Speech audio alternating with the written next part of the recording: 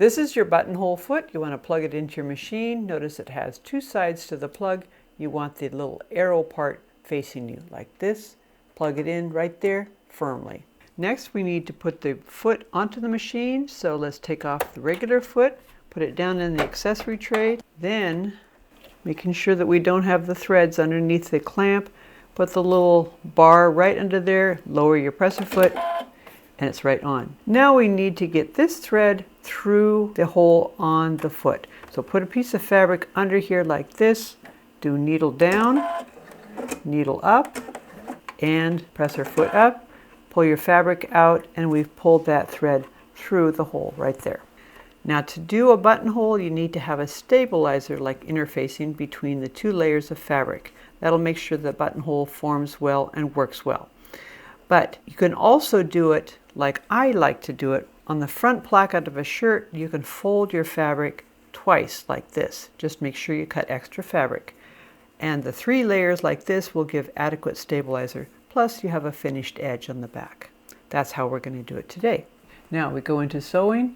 Up here is utility stitches. This is what we want right here, buttonholes, and it'll say buttonholes right there. Now I'm going to just use this regular square-ended buttonhole because that's what I use for most all of my buttonholes. Now we need to mark the placement of the buttonhole. First we want to mark our buttonhole right here. This is where I'm going to have it.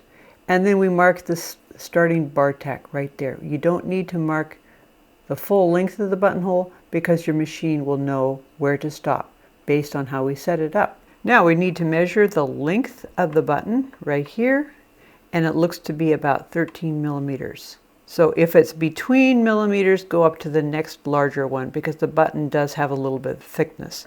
Also, make sure that you sew a test buttonhole before you sew it on your garment, just to know if you need to make any adjustments in the slit length so that your buttonhole will be the right size.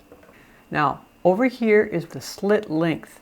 So right now it's at 16. We're going to make it down to 13. But notice it says slit length with this little button up here.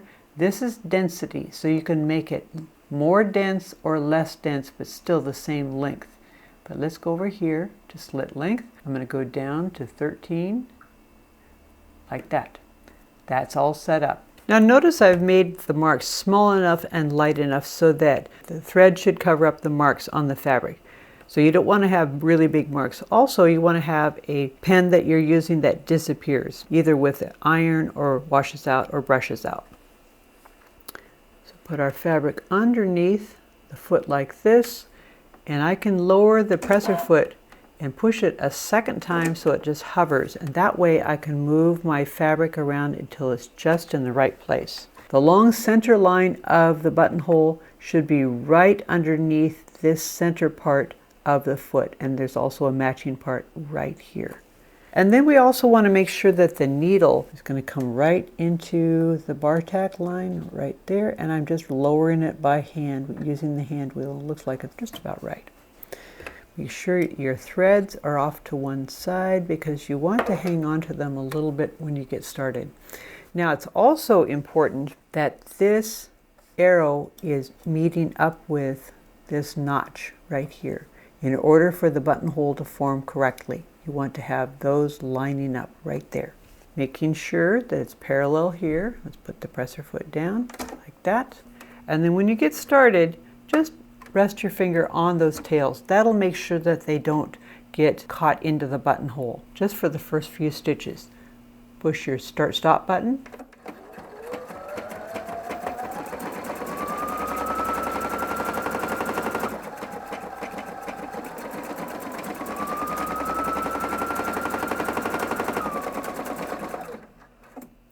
Now at this point, we can push the thread cutter like this. It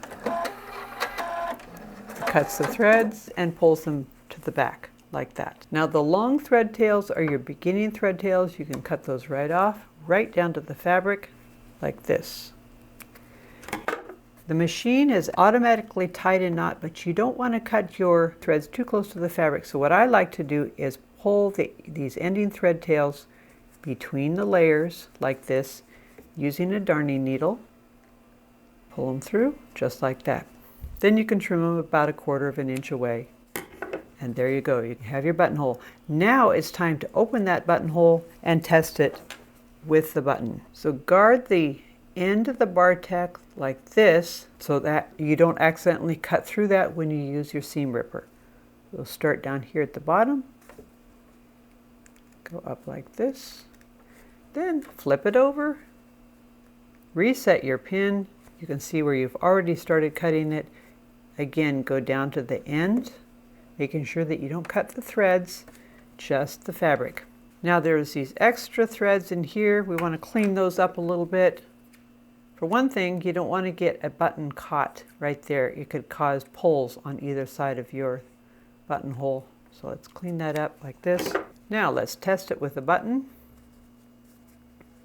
It's a little on the snug side, but not too bad.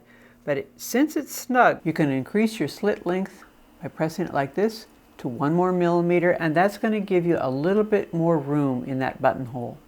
If you found this video to be helpful, give us a like. And if you have comments, questions, or ideas for other videos you'd like to see, let us know in the comments down below. Thanks for watching.